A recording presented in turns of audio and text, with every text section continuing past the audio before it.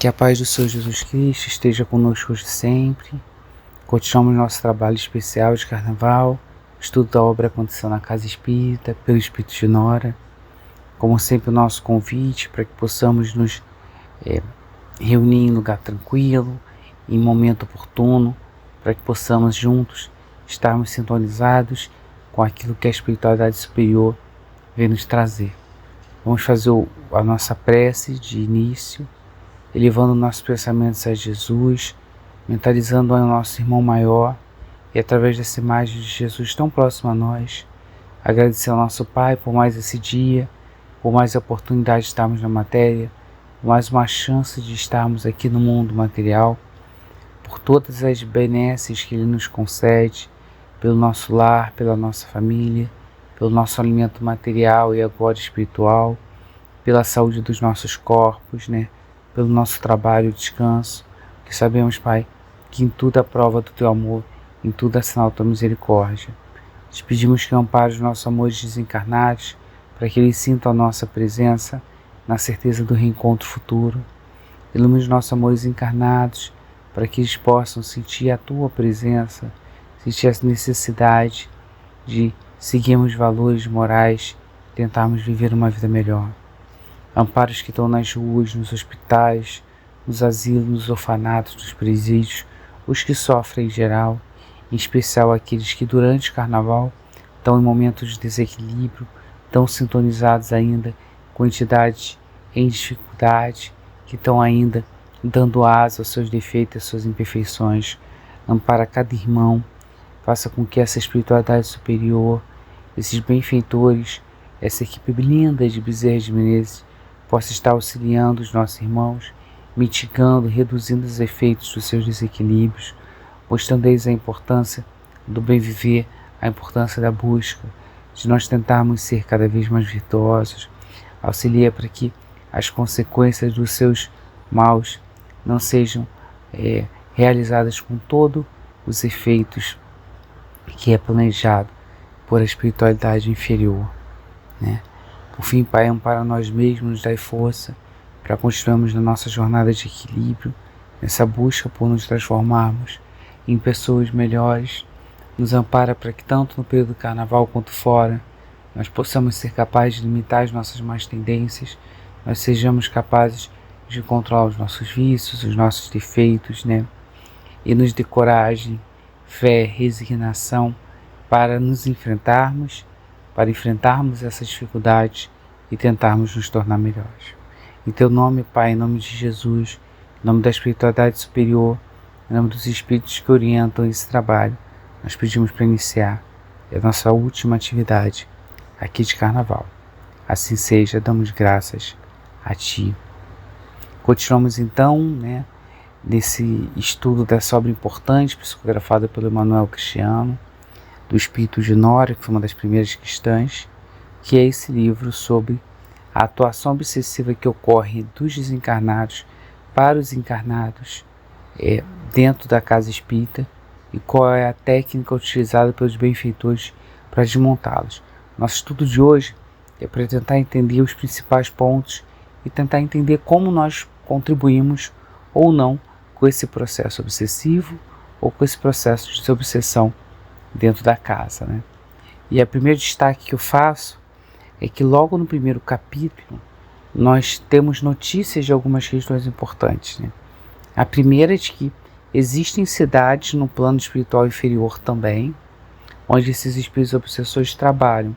Nós costumamos pensar no umbral como um local desorganizado, costumamos pensar no umbral como, de fato, uma área de sofrimento, uma área de dor, mas esquecemos também que existe cocriação em plano inferior, existe fato também cidades e áreas organizadas por esses espíritos, ainda que de forma imperfeita, onde eles traçam um sistema de organização também muito parecido com as cidades espirituais do plano superior, com a existência de espíritos, finalidades, objetivos, e instituições em geral.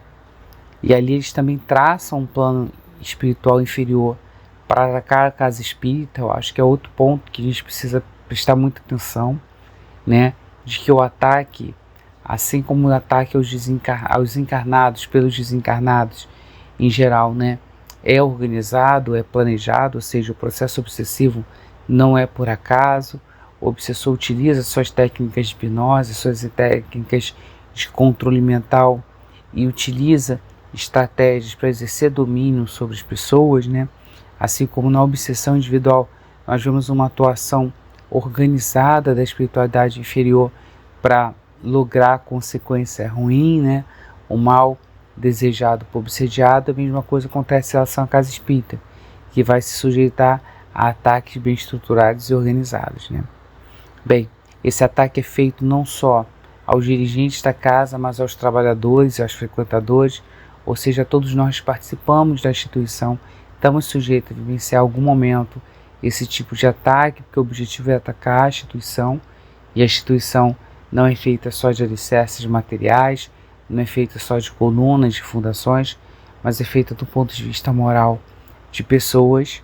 Então, muitas das vezes, nós vamos estar sujeitos sim a processos obsessivos que são decorrentes da tentativa de atacar os lugares ao qual estamos, e não apenas a nós mesmos, né? E o ataque da espiritualidade inferior nesse capítulo é um ataque silencioso, é um ataque que ocorre no campo dos nossos sentimentos, né? Fazendo deflagrar o que há de pior em nós, ou seja, buscando as nossas más tendências, as nossas dificuldades e aproveitando os problemas que o mundo material tem, as dificuldades econômicas, sociais, os problemas que vão também estar nos envolvendo durante as nossas provações individuais. Então eles vão atuar justamente estimulando o homem velho que existe em nós, com as más tendências que trazemos, e aproveitando esses momentos de dificuldades da vida material como um campo propício para a influência deles, né? Então, a primeira grande reflexão de hoje é: será que eu realmente entendo como é que os obsessores atuam no plano espiritual? Será que eu realmente percebo que eles atuam de uma forma muito mais organizada e muito mais sutil do que eu penso? E que muitas das vezes nós somos instrumentos deles sem que nós sequer percebamos, inclusive na própria casa espírita, né? Bem, lá no segundo capítulo, Avaliando a Ameaça, então, também temos algumas notícias importantes, né? Primeiro, de que existe reunião na casa espírita realizada pela espiritualidade, né? Pelos benfeitores, pela equipe espiritual que a casa espírita tem, e que muitas das vezes envolve os nossos trabalhadores que estão ali na casa, né? Então é entender também que existe uma organização dessa espiritualidade superior ali na instituição, né?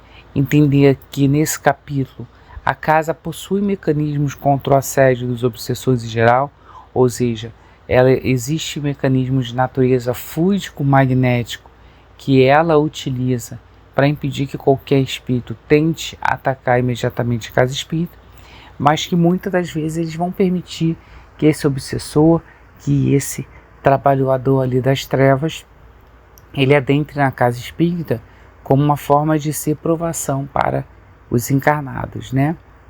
E isso vai acontecer não só para garantir que os encarnados possam estar testando os valores que a gente efetivamente estuda, né? Testando nossa fé, nossa resignação, nosso compromisso também, mas também como oportunidade de auxiliar esses irmãos, porque eles adentrando na casa espírita, eles vão acabar vendo o funcionamento, vão acabar assistindo a palestra, vão acabar acompanhando os trabalhos, vão sentir fluidicamente esses espíritos superiores e podem muitas das vezes, como acontece ao longo do livro, acabar sendo socorridos ao invés de realizar o seu plano das trevas como eles pretendem. Então acho que o capítulo 2 também traz uma reflexão muito importante, né? Será que nós entendemos como a espiritualidade superior trabalha?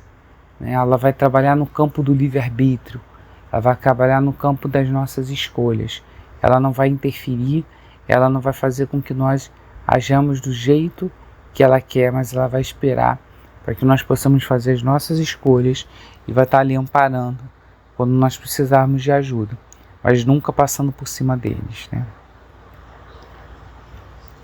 Bem, no terceiro capítulo, que é a orientação para os encarnados, né, temos também algumas descobertas que são importantes, né? Que essas reuniões espirituais que a equipe espiritual da casa espírita faz envolve os dirigentes do mundo material. Então toda casa espírita tem dirigentes no plano espiritual, tem dirigentes no plano material, e há um intercâmbio entre eles, ou seja, deve haver aí uma ligação entre eles. Então o presidente do diretor doutrinário vai participar dessa reunião, né? Percebemos também que muitas das vezes as provações que a casa vai vivenciar, os dirigentes do mundo espiritual orientam previamente esses dirigentes do mundo material, por mais que eles não necessariamente lembrem, até porque senão tiraria qualquer mérito deles, mas eles são orientados e muitas vezes são dadas imagens, figuras simbólicas, sonhos, sensações, intuições para eles, como acontece aqui no caso que o Castro vai receber aquele sonho da casa toda rachada, né? E mostra também esse capítulo, né, a importância da gente entender que a direção na casa espírita tem que ser pautada sempre com reforço do estudo, a importância de estarmos sempre estudando para entendermos melhor como funciona de fato o mundo espiritual, as relações no mundo material, e sempre do ponto de vista também da filosofia moral da doutrina, com reforço da caridade cristã, porque fora da caridade na salvação, que é a única forma de fato de nós estarmos logrando o apoio dessa equipe espiritual. Esse capítulo traz também para a gente uma advertência muito importante, que é: será que nós entendemos a responsabilidade de ser um dirigente da casa espiritual? Não é cuidar só do trabalho, do funcionamento, das atividades do ponto de vista material. É entender que essa casa se sujeita a processos de infiltração de espíritos inferiores, se sujeita a processos obsessivos e, portanto, vai se sujeitar também à necessidade de uma atuação desse presidente, desse dirigente, voltada a evitar esse tipo de influenciação nos seus efeitos mais perniciosos, voltada efetivamente a participar desse campo de batalha espiritual que faz se desdobrar além do campo material. Então, pequenos problemas, dificuldades, questões que aparecem na casa podem ter raízes mais profundas. É importante nós entendermos que os dirigentes da casa precisam compreender que elas podem decorrer dessas questões de natureza efetivamente espiritual, né? O próximo capítulo, que é o capítulo que inicia o ataque, né, temos também algumas conclusões e reflexões importantes, né? Primeiro, de que as trevas também acompanham os nossos trabalhadores, né?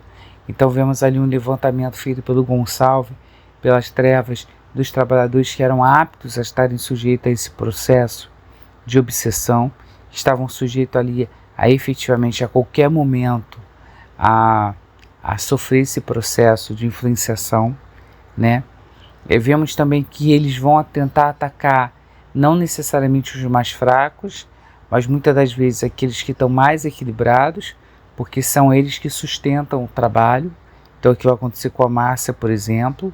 Inclusive, eles começam com o atendimento fraterno, que é o ponto de entrada da casa, que é onde você garante que as pessoas que estão chegando, doentes, tristes, sofredoras ou sequiosas pelo estudo, elas sejam acolhidas.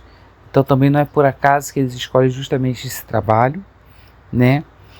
Que muitas das vezes vão se aproveitar não do próprio trabalhador, como aconteceu com a Márcia, que o trabalhador não vai dar fresta, mas eles vão utilizar o seu entorno, ou seja, no caso dela, procuraram um marido, mas poderia ter sido um familiar, poderia ter sido um chefe, poderia ter sido qualquer circunstância ao seu redor para impedir que ela continuasse no trabalho, né? E que vão utilizar as necessidades materiais como uma forma sempre de impedir o trabalho espírita, ou seja, usar a questão da falta de dinheiro, usar a questão do trabalho, usar a questão daqueles compromissos que eles sabem que acabam ofuscando as nossas visões aqui no mundo material e que fazem que muitas vezes nós, em detrimento do trabalho, escolhamos eles, né? Então, é uma reflexão desse capítulo 4, uma reflexão muito importante, né? Será que eu compreendo que o ataque que as trevas vão fazer para me impedir no trabalho, às vezes não é direto, às vezes não é evidente, às vezes não é uma briga, um melindre, uma dificuldade com o trabalho, mas às vezes é um problema de saúde que vai aparecer, às vezes é um problema de uma necessidade financeira que vai surgir, às vezes é uma dificuldade com o familiar, alguma questão que vai surgindo ali, justamente para garantir que eu não vá ao trabalho, para garantir que eu não participe ali da atividade espírita, né? Às vezes o ataque vem diretamente a nós, como está presente lá no capítulo 5, estimulando a vaidade, em que eles vão justamente tentar atrapalhar o trabalho de fluidoterapia, de passe magnético, que é importante, que ajuda a restauração, a reparação, ajuda a evitar os efeitos perniciosos do próprio processo obsessivo. Eles vão atacar ali os fluidoterapeutas através da concorrência, através do melindre, através das brigas internas.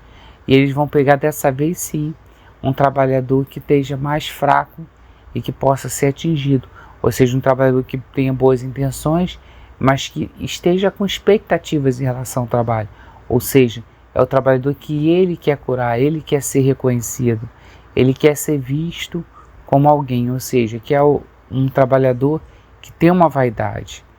E aí, algumas reflexões importantes desse capítulo. Primeiro, é que eles podem realmente, para fascinar esse trabalhador, justamente criar os embustes, criar as imagens que ele espera que surjam.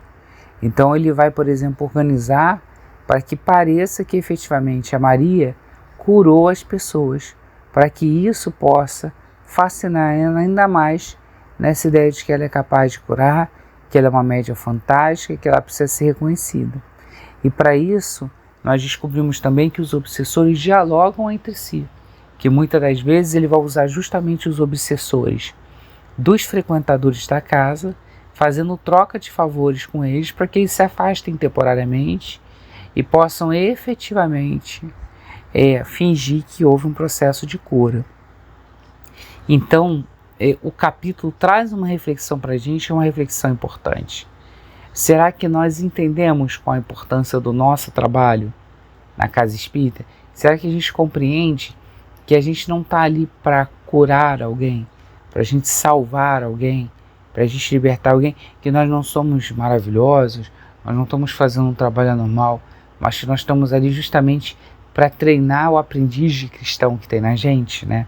Ou seja, treinar a nossa capacidade de doar, sem saber se a pessoa vai ter melhora ou não, sem saber se vai alcançar o resultado ou não, sem se importar se vai ser reconhecido ou não. O que é importante é a gente fazer o nosso trabalho. No capítulo 6, Intervenção Superior, nós vamos ver também que nem tudo que a espiritualidade inferior quer, ela consegue.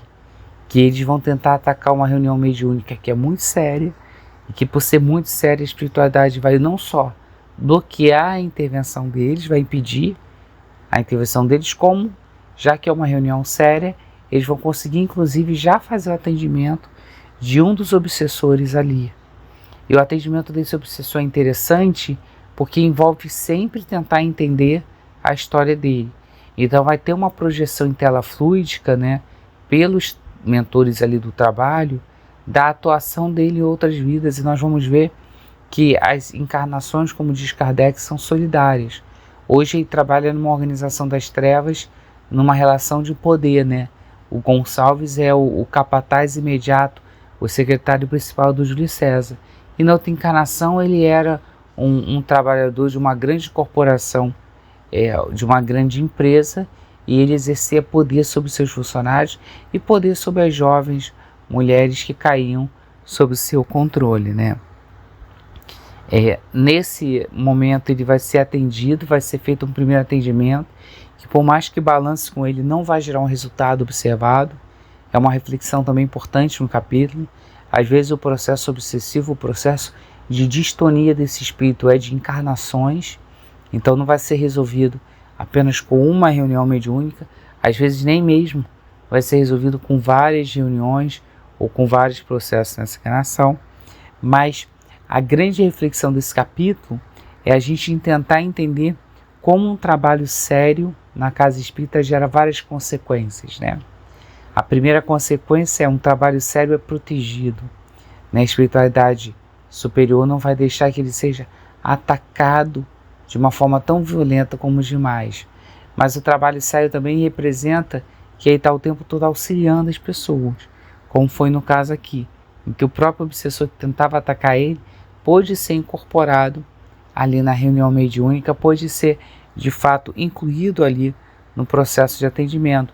o que não necessariamente acontece quando o trabalho é desequilibrado, onde esse obsessor vai conseguir adentrar no trabalho não como atendido, mas como alguém que vai perturbá-lo, né?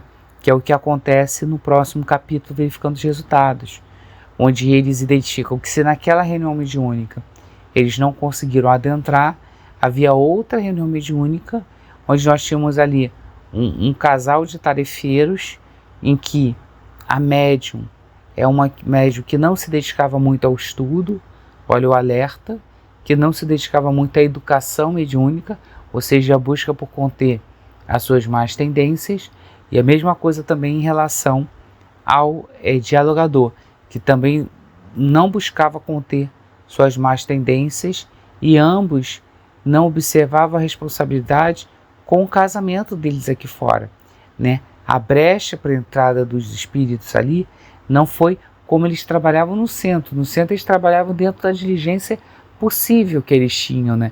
Eram até bloqueados muitas das vezes justamente por falta de sintonia com o trabalho. Mas eles trabalhavam ali fora, né? Com seus próprios defeitos. E esse trabalho que os espíritos inferiores faziam ali fora com os defeitos dele gerava repercussão ali na casa espírita, né? Outro ponto alto do capítulo, né?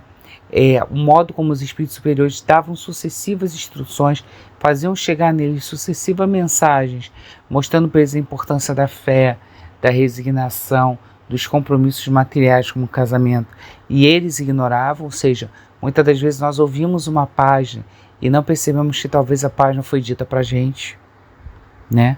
Foi escolhida pela espiritualidade para a gente, né? E temos também como destaque nesse capítulo a utilização de uma entidade feminina, ou seja, leia, uma entidade que tem uma psique sexual ainda fixada no feminismo.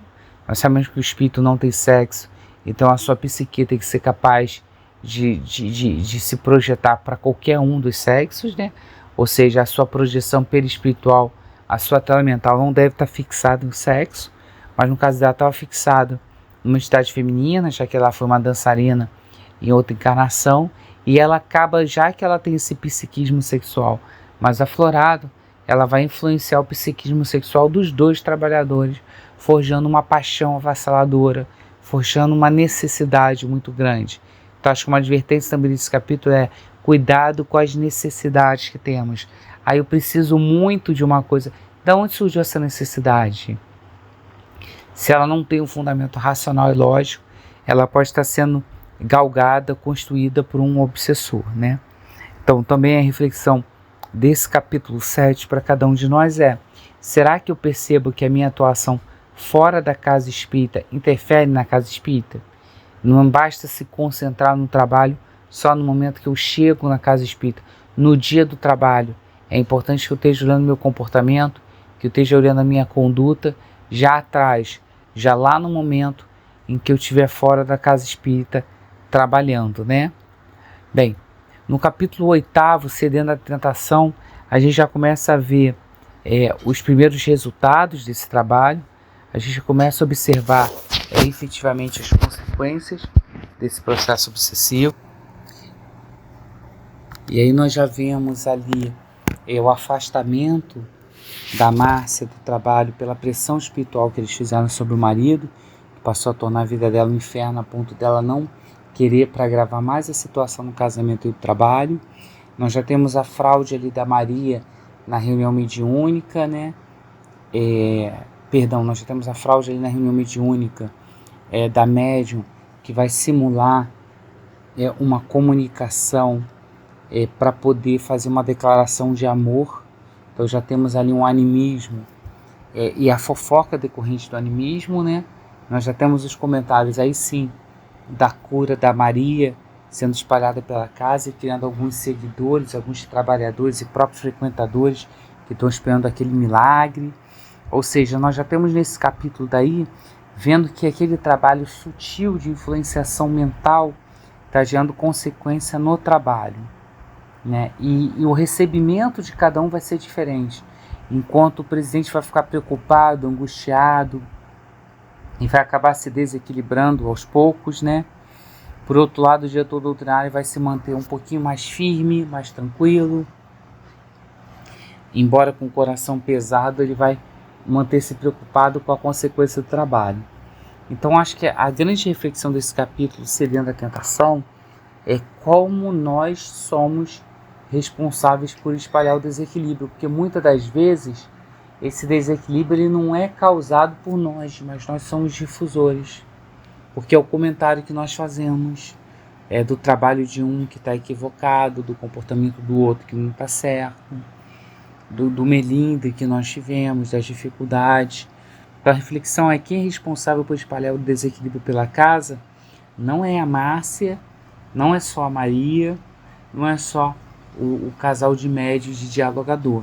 Na verdade é cada um ali que acabou colaborando com a fofoca, colaborando com o melindre, colaborando com a fascinação que teve naquele período, né? No próximo capítulo, entre mensagens e críticas, né, se destaca especial o diretor doutrinário, porque ele começa a receber nesse contexto de desequilíbrio várias críticas do seu trabalho, a necessidade de inovar. Então também uma advertência e importância desse capítulo é esse cuidado com os críticos, né, aqueles que vêm dizer que o trabalho não está bom, que precisa mudar, que as coisas mudaram, né, que tem que ser mais dinamizado, tem que separar o joio do trigo, né? A espiritualidade vai trazer trabalhadores novos para casa, que vão trazer contributos novos, vão trazer novas visões e que podem contribuir sim com o trabalho da casa espírita, mas vão existir também aqueles que estão ali não para construir, não para propor, mas para gerar de fato destruição do trabalho montado, que é para gerar de fato discussão ali. Né? Durante o sono ele é socorrido porque ele faz uma prece sincera, já que ele está com o coração muito atormentado. É outra reflexão importante para a gente, saber usar a prece sempre que necessário para pedir o socorro, né? Outro destaque que eu dou nesse capítulo é o modo como o mentor espiritual adverte sobre a responsabilidade do presidente e do diretor, ou seja, o ataque está sendo feito à casa, então a resposta no mundo material tem que ser dada por essa equipe, né? É responsabilidade deles, porque foi compromisso que eles firmaram no mundo espiritual, fazer esse trabalho na casa, né? E também vemos aqui a atuação da espiritualidade superior mandando mensagens instrutivas pela reunião mediúnica. Também a importância de que as mensagens recebidas em reunião mediúnica, que forem reuniões mediúnicas sérias, feitas pelos mentores da casa e afins, devem ser divulgadas, né? Devem ser compartilhadas não só entre os dirigentes, mas entre os trabalhadores e, se possível, entre os frequentadores, porque são mensagens que não são direcionadas apenas à direção. Claro que se a espiritualidade indicar que a mensagem ela é reservada, deve ser mantida reservada, mas as reuniões mediúnicas que geram mensagens psicografadas, né, que geram mensagens trazidas para casa, devem ser divulgadas todas, que geralmente o conteúdo dela é para alertar os frequentadores, os trabalhadores em geral. Então olha que interessante, a espiritualidade está ali atuando, né, orientando o presidente, orientando o diretor doutrinário, passando algumas mensagens, né. Então, de novo, né, será que eu entendo como é que essa ajuda é feita pela espiritualidade superior? E mais ainda, como é que eu peço essa ajuda? Né, porque nos momentos mais difíceis é o momento que a gente tem que mais orar, o momento que a gente tem que mais pedir a atuação, né? No capítulo, de fato, 10, fascinação, nós vemos ali, de fato, que a fluidoterapeuta estava sob um processo de fascinação. Então é um pouco do que está lá na obra do Manuel Flamengo de Miranda, né? O processo obsessivo, né, acaba sendo sempre um processo cuja a mediunidade é uma porta aberta, né, uma porteira aberta para esse tipo de influenciação. Então ela acaba sendo fascinada ao ponto de ela achar que Júlio César, que é o grande algoz da casa, é na realidade o seu mentor espiritual que está intuindo que ela pode fazer cura espiritual. O problema aqui é que nós vemos não só uma médium fascinada com essa ideia da cura, do milagre, como nós vemos vários trabalhadores também, seguidores na casa espírita, frequentadores que estão fascinados, o que mostra para a gente falta de estudo, o que mostra para a gente falta de fato exame racional e lógico sobre as coisas que acontecem na casa espírita. E aí nós vemos que o presidente e o diretor doutrinário vão se dirigir à casa dela para fazer um atendimento fraterno. Então o destaque que eu fiz lá na aula que eu faço de novo. Nós fazemos atendimento fraterno fora da recepção da casa. Fazemos atendimento fraterno a qualquer momento e precisamos fazer atendimento fraterno, principalmente para os nossos trabalhadores, não só para os nossos frequentadores. Conversar com eles, ver como eles estão agindo, se está tudo bem, né? Conversar mesmo com amigo, com carinho, né? Com atenção, reforçar os laços de afinidade, de afetividade, né? E de compromisso no bem, né? Como eu disse, esse processo de fascinação é por um processo de crença absurda nesse mentor, sem nenhuma sujeição à razão. Será então que ela tinha que ficar na sala Allan Kardec? Que tipo de mentor espiritual se preocupa onde o trabalho é feito, em qual sala, em qual dia, em qual horário, né? Que tipo de mentor espiritual se preocupa com coisas simples da organização material, ao invés de se preocupar com os valores efetivos do trabalho? Então, aquela obsessão dela de dizer que a sala adequada era a sala Allan Kardec, porque o mentor dela disse que era e que em algum momento ela iria receber mensagem do próprio Kardec, já mostra a falta de razão, a falta de estudo, já mostra como ele sabia quais botões apertar na tela mental dela, que inflava o seu ego, né? O capítulo também traz algo importante, que é o diálogo, e um diálogo calmo entre o presidente, o diretor doutrinário, entre a equipe que está trabalhando ali, quando vê que o irmão está sob influência, está sob possível processo obsessivo. Lembra que nós também não sabemos pela mente se ele vai estar ou não, então temos que ter cuidado. Então eles fazem um diálogo bem calmo, bem consistente, chamando a importância de que os nossos trabalhos têm que ser simples, têm que ser tranquilos, têm que ser construídos com calma. E aí o modo como a abordagem é feita, me parece que acaba resultando na saída da casa justamente da Maria, porque em algum momento o Castro chama a atenção de que ela pode estar sendo obsediada. E talvez não seja a melhor forma de nós abordarmos o nosso tarefeiro que está obsediado, porque se ele tiver, ele pode considerar como ofensa, ele pode sentir melindrado. Então talvez, me parece, faltou um pouco mais de cuidado na forma como foi feita a abordagem do trabalhador. E é por isso que a reflexão que eu deixo desse capítulo 10 é como é que nós então devemos abordar os nossos tarefeiros, né? Como é que nós devemos, quando ele tiver problema, conversar com ele? Apontar que ele está com problema, ou entender que ele está com problema, que ele não está enxergando, e fazer um diálogo bem fraternal, bem carinhoso, para acolher ele, ao invés de afastar ele. No 11º capítulo, né, no auge da crise, nós vemos que os problemas materiais já afastaram a Márcia aí por 2 semanas do trabalho de atendimento fraterno.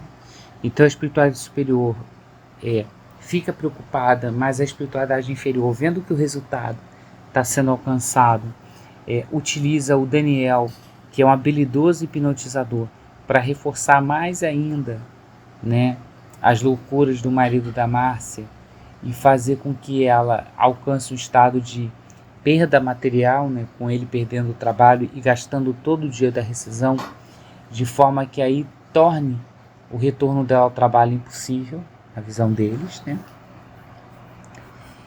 E aí, nesse momento, ela ora, ela pede ajuda à espiritualidade para saber por que ela está passando por aquilo. E ela recebe a orientação do mentor de que aquilo é uma aprovação do casamento dela, né? Ou seja, independente de estar sendo incutido ali pelo Daniel, pelo Gonçalves, pelo Júlio César, ela já teria como prova um casamento difícil, e que enquanto ela se resignar, aceitar com tolerância aquele marido, ela vai ser auxiliada, ela vai ser amparada, né?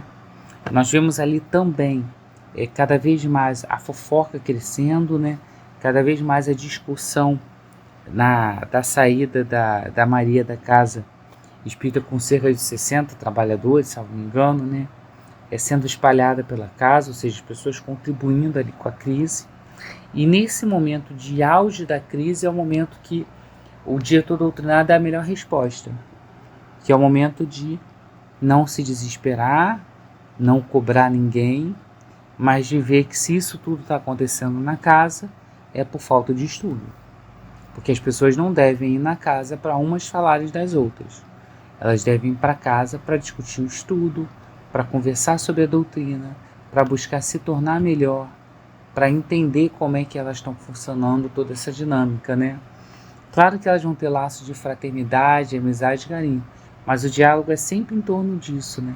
Em torno da nossa transformação íntima, em torno desse educandário moral que nós temos, espiritual, que é a casa espírita.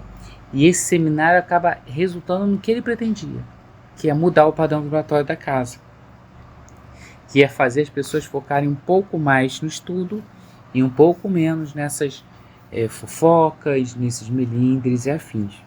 Então o destaque que eu trago aqui do capítulo 11 para a nossa reflexão é: quais estratégias de estudo nós estamos utilizando na casa espírita? Porque a gente vê muitas das vezes estratégias novas serem utilizadas, por exemplo, no trabalho de atendimento às famílias assistidas, o que é excepcional, não é isso?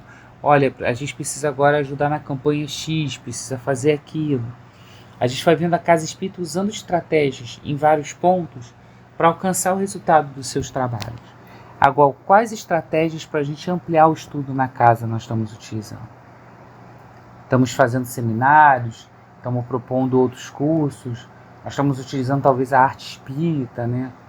A utilização das músicas espíritas de harmonização, a leitura de páginas, nós estamos utilizando o teatro espírita, nós estamos utilizando dali outros mecanismos, né? Para ampliar esse estudo na casa, a gente precisa pensar em estratégias que ampliem o estudo sério, o estudo dentro da doutrina, para efetivamente fazer essa blindagem espiritual que a gente precisa, né? No capítulo, então, 12, Reação das Trevas, né?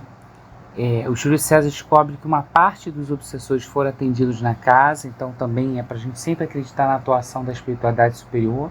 Se ela deixou o obsessor entrar na casa, ele não vai fazer tudo o que ele quer e ele vai ser em alguma medida acolhido, né? A gente descobre nesse capítulo que o Júlio César não é um chefão das trevas, que na verdade existe uma hierarquia ali nas trevas e que dentro dessa hierarquia existe lá os juízes, outros seres superiores a eles que têm objetivos maiores do que destruir só aquela casa espírita, eles estão ali na realidade para atingir os encarnados, né? E aí a casa espírita está sendo atacada por estar impedindo isso, né? Vemos ali o início do despertar de um obsessor pela diferença de tratamento, né?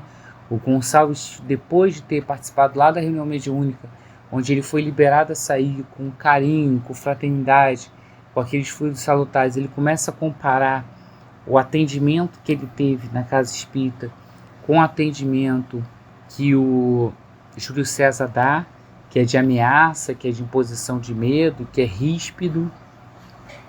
Por isso que, gente, não existe casa espírita que o atendimento não seja pelo amor. A gente tem que acolher as pessoas pelo amor.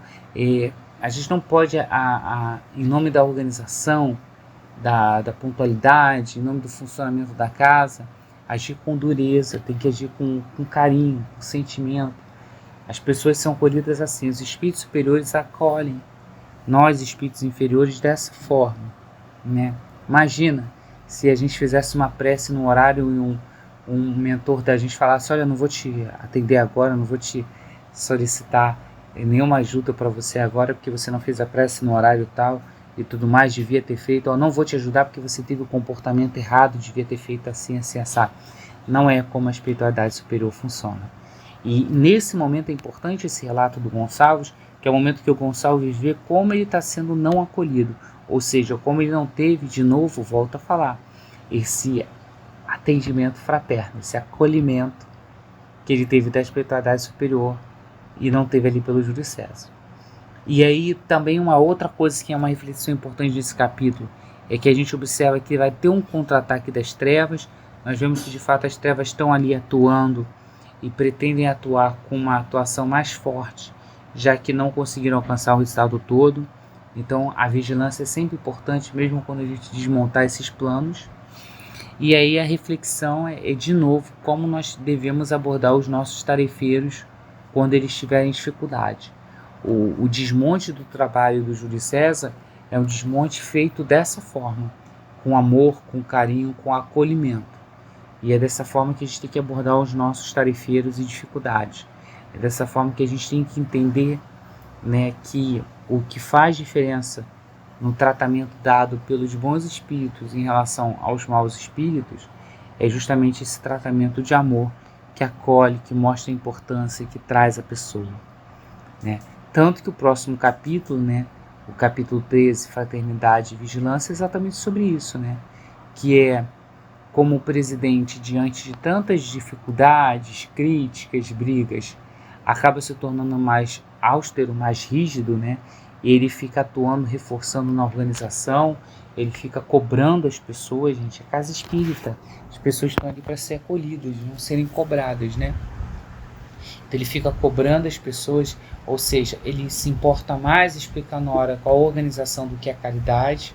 Isso gera o desequilíbrio dele, e ele só consegue sair desse desequilíbrio quando o Jael chama ele para fazer um atendimento fraterno da própria Márcia, que está com dificuldade financeira, que o marido está internado. E que aí quando o presidente para e ajuda a Márcia sinceramente, quando ele faz um ato de caridade, é que ele consegue voltar para a vibração normal. Então também é um outro alerta para nós trabalhadores da casa, porque nós às vezes achamos que você já é dirigente, você já é trabalhador, você já está fazendo a sua caridade com isso. A gente está sempre socorrendo, está sempre praticando o bem importante, porque isso ajuda também a gente a manter o nosso equilíbrio, independente das tarefas que naturalmente a gente já tem, né? Vemos ali a internação do esposo dela, né?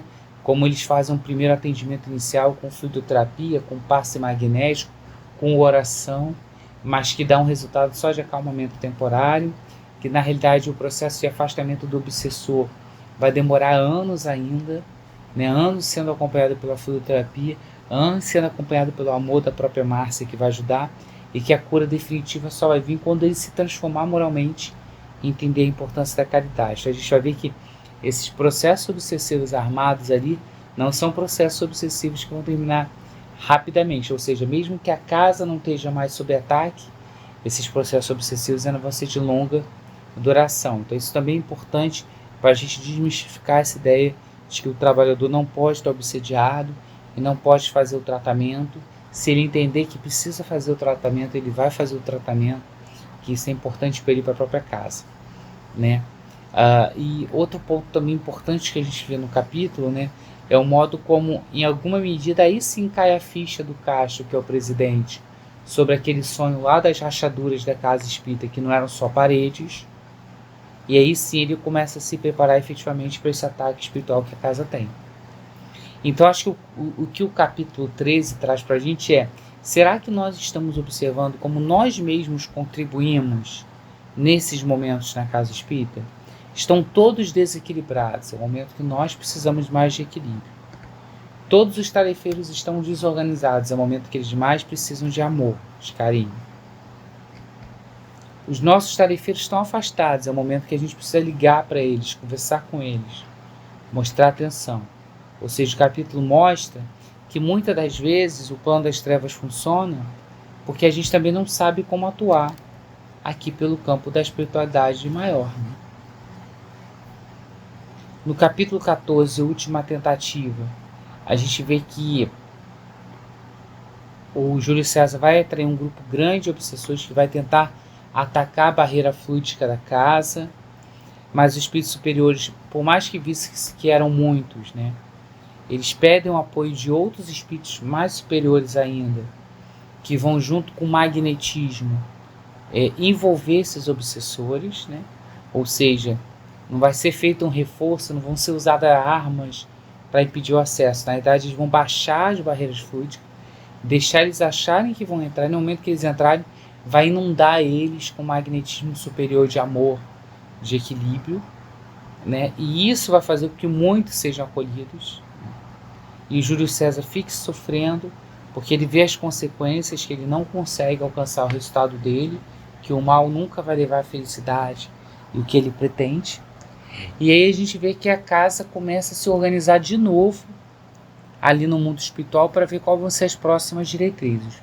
Então acho que o capítulo traz uma reflexão importante de como é a batalha espiritual entre o bem e o mal.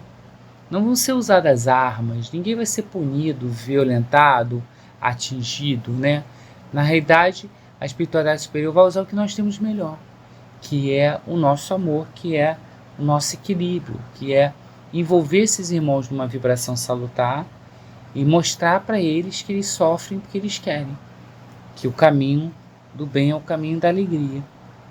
E a espiritualidade superior vai se organizar para ver como vai atuar depois disso, né? Tanto que no capítulo 15, né, o bem vitorioso, nós vamos ver ali a necessidade, né, que o mentor chama da gente perceber qual foi o nosso contributo no ataque das trevas. Todos nós em algum momento fomos, estamos ou estaremos obsediados. Isso vai interferir no nosso trabalho na casa espírita, e que é por isso que a reflexão tem que ser feita sobre a nós mesmos. Por isso que ele destaca que mesmo aqueles que abandonaram o trabalho pelo processo obsessivo vão ser socorridos. A espiritualidade superior vai auxiliar eles, mas que para todos nós fica essa reflexão de como o trabalho no bem é mais importante que o nosso ego. Então, estou tendo dificuldade com o trabalhador A, com o dirigente B. A gente continua no trabalho, porque o trabalho é mais importante do que como a gente se sente, porque ele atinge alguém. Ele faz parte dos nossos compromissos espirituais. Mas o dirigente A não gosta que eu esteja ali na casa. Mas não foi o dirigente A que te levou a casa nem aquele trabalho. Nenhum de nós bate numa casa espírita, nenhum de nós chega nela sem que haja um compromisso, mais uma necessidade de estarmos ali atuando daquela forma, né? Esse capítulo também mostra, acho muito importante, como o obsessor não é um inimigo ao necessitado e precisa do socorro espiritual. Então surpreende ver que nesse capítulo, o bem vitorioso, não há vitória enquanto o Júlio César não for resgatado, não for auxiliado. Isso leva a umas reflexões finais do nosso estudo de hoje. Como é que nós podemos nos preparar melhor para o trabalho? Estudando cada vez mais, mas estudando também a nós mesmos, vendo os nossos defeitos, as nossas falhas morais, vigiando elas o tempo todo na casa espírita para que elas não saiam de nós, e vigiando também elas o tempo todo fora da casa espírita para que elas não virem brecha para que nós entremos, né?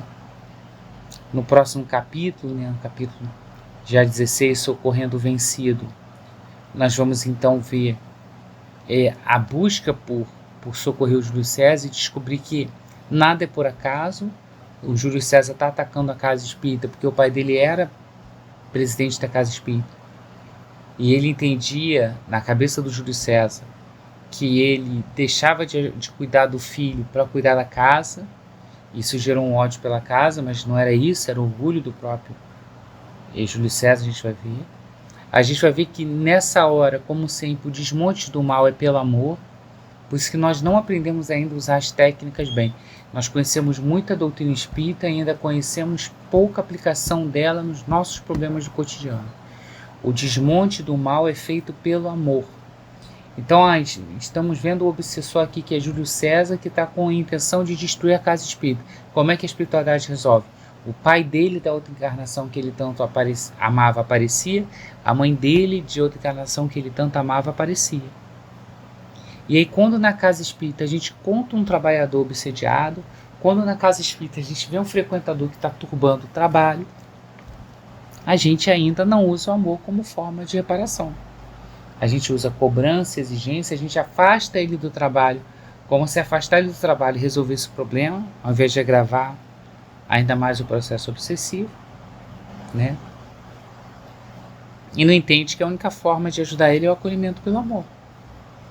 Né? Quem ama e quem é amado, né, não se sujeita verdadeiramente a processo obsessivo. Como nós ainda não amamos o suficiente e não somos amados o suficientes ainda, entre nós abrimos as frechas para esse tipo de influenciação. A gente vê que a preparação do resgate dele é pelo trabalho no bem, é outra advertência importante do capítulo. A gente tem que parar de achar que expiação é sofrimento. Expiação é arrependimento sincero e é atuação no bem aonde foi praticado o mal. Ou seja, a gente tem que parar de achar que a gente vai reencarnar para sofrer, que expiar é sofrer.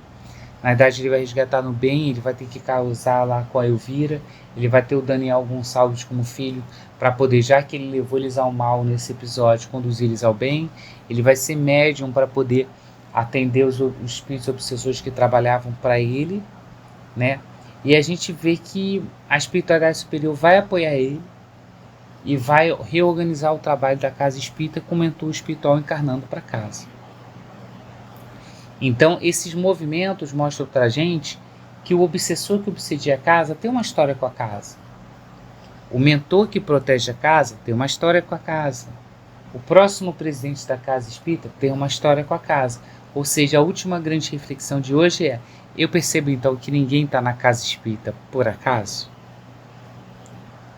Se ninguém está por acaso, todos nós precisamos nos amar, nos respeitar, nos amparar, porque estamos todos a caminho.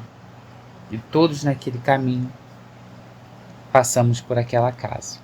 E aí, com essa imagem belíssima de Jesus na porta da casa espírita nos esperando com os nossos melhores sentimentos, com os nossos melhores envolvimentos, nos esperando com amor, compreensão, aquela que a gente perde para nós mesmos, pelo próximo.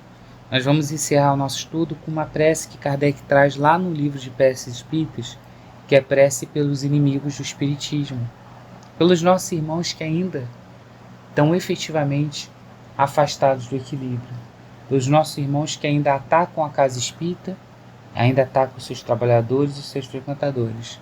Então nós vamos encerrar o estudo da casa espírita, do Aconteceu na Casa Espírita, lembrando a importância da gente orar também pela nossa casa espírita e por aqueles que pretendem atingir.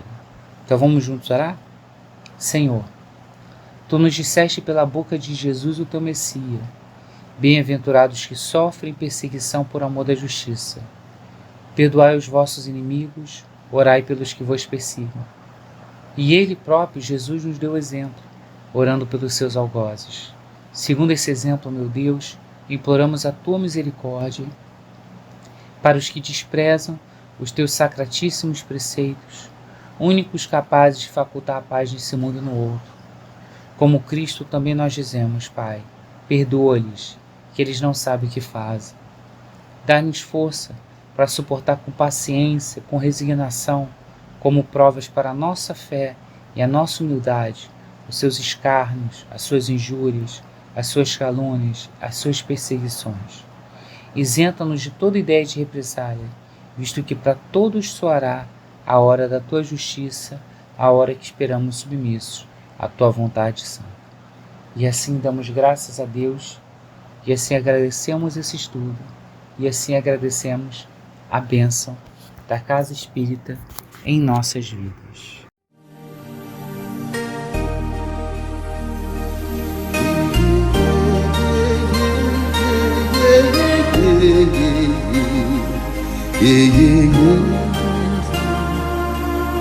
Aqui, nesta casa eu me encontrei. Entrei e aqui dentro vi saída. Sim, foi nessa casa de amor que as benesses do labor cicatrizaram minhas feridas. Depois de muitos e muitos passes, estudo e a água da paciência, religar e religuei, filosofiquei, tomei ciência. Aqui, nesta casa de oração, orei, pratiquei o Evangelho. Sim, foi nesse pouso espiritual que eu conheci a vida real. Rompi de vez com um homem velho. Depois de muitas e muitas preces, palestras e água da fé, religar e religuei. A casa, quando é santa, é posto de emergência, hospital de alma, dissipando dores, transcendentes traumas. serviços que a todos levanta. Pronto atendimento de Deus, oh Santa Casa Santa. Eu fiz amigos do peito, pessoas com quem posso contar. Atendimento fraterno, culto do Evangelho no lar. Sim, nessa oficina de Jesus, chorei cantando quanta luz, com as vibrações desse lugar. Depois de muitas e muitas quedas, me fortalecendo na fé, religar e reerguer. A casa quando é santa é posto de emergência, hospital de alma, dissipando dores, transcendentes traumas, frente de serviços que a todos levanta. Pronto atendimento de Deus, oh Santa Casa Santa. Por isso canto e dou graças a Deus, secando lágrimas nos olhos meus. Depois de muitas e muitas preces, palestras e água da fé, religar e reerguer. Toda casa quando é santa é posto de emergência, hospital de alma, dissipando dores, transcendentes traumas, frente de serviços que a todos levanta. Pronto atendimento de Deus, oh Santa Casa Santa. Posto de emergência, hospital de almas, dissipando dores, transcendentes traumas, frente de serviço que a todos levanta. Pronto atendimento de Deus, Santa Casa Santa. Frente de serviços que a todos levanta. Pronto atendimento de Deus, Santa Casa Santa.